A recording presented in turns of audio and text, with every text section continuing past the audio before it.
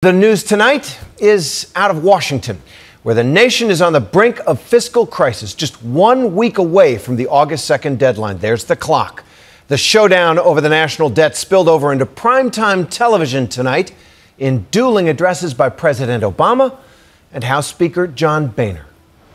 With 1 week to go until the United States of America runs out of money to pay its debts, the world watched as the Democratic president and the Republican Speaker of the House hurled accusations at each other. For the past several weeks, Republican House members have essentially said that the only way they'll vote to prevent America's first ever default is if the rest of us agree to their deep spending cuts only approach. The sad truth is that the president wanted a blank check 6 months ago, and he wants a blank check today.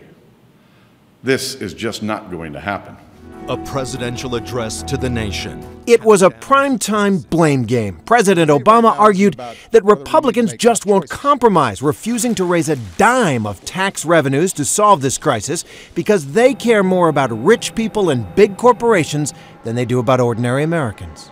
Most Americans, regardless of political party, don't understand how we can ask a senior citizen to pay more for her Medicare before we ask a corporate jet owner or the oil companies to give up tax breaks that other companies don't get.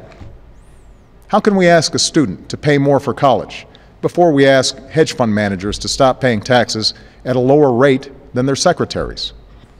How can we slash funding for education and clean energy before we ask people like me to give up tax breaks we don't need and didn't ask for? Speaker Boehner responded by holding firm to the GOP line, no new taxes.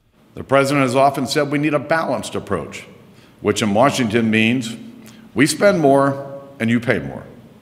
Having run a small business, I know those tax increases will destroy jobs. The two men have worked for months, golfing, meeting in public and private, to get a deal. They seem to have struck up a genuine working relationship, like those days of yore in Washington when President Reagan and Speaker of the House Tip O'Neill did business together. But times have changed. You could hear that tonight in the president's refusal to accept a short-term solution because, he argued, Republicans will just play this game again. Again, they will refuse to ask the wealthiest Americans to give up their tax cuts or deductions. Again, they will demand harsh cuts to programs like Medicare. And once again, the economy will be held captive unless they get their way. This is no way to run the greatest country on earth. President Obama has struggled on this issue, trying to use the bully pulpit of his office again and again. We should not even be this close to a deadline. Where's the leadership? Or, alternatively, how serious are you actually about debt and deficit reduction? The parties are still far apart on a wide range of issues. And again, 6 times this month. Tonight, he tried to rally his audience to pressure Congress into a deal.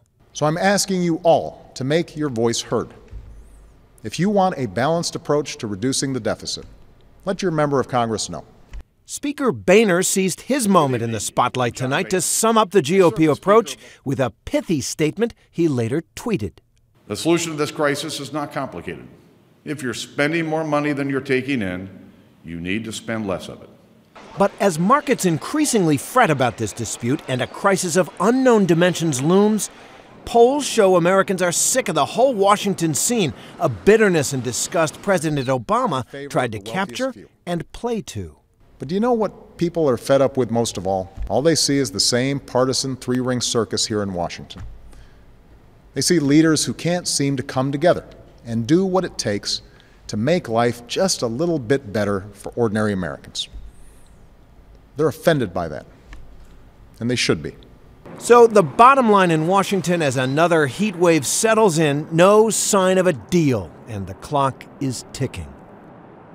And we're joined now by ABC's senior White House correspondent, Jake Tapper. Jake, you're one of the most astute observers of Washington that I know. What did you make of what we saw tonight? Well, it was a play act of the dysfunction that those of us who have been covering this and watching this for the last month have seen. A president who envisions himself to be fighting for the little guy and seeking a fair and balanced approach, talking about how he wants to work with the House Speaker and the Speaker wants to work with him, but it's these recalcitrant Republican House members, these freshmen, who are causing the problem. Well, let me ask you about that. This is a relationship that has developed over months, as we've seen. Is this a sign that it's Splitsville between Obama and Boehner? I don't think so. I think the President and Speaker Boehner have a decent relationship in the same way, oddly enough, Vice President Biden and House Majority Leader Eric Cantor have a good working relationship and seem to like each other. But on this issue, there just really doesn't seem to be much middle ground. And briefly, what's the talk down there? How does this thing end? This is the most bizarre thing, Terry. You and I are old hats in this town at this point. I have never seen it this dysfunctional, and I ask people on all sides, how is this going to end? Nobody knows. Everybody's confident that something will happen before August 2nd, but nobody can tell you what it will be. And to tell you the truth, it's a little dispiriting to cover, even though as a reporter I enjoy it. As an American, it's a little depressing. That's for sure, and the clock is ticking. Jake Tapper, American and correspondent at the White House. Thanks.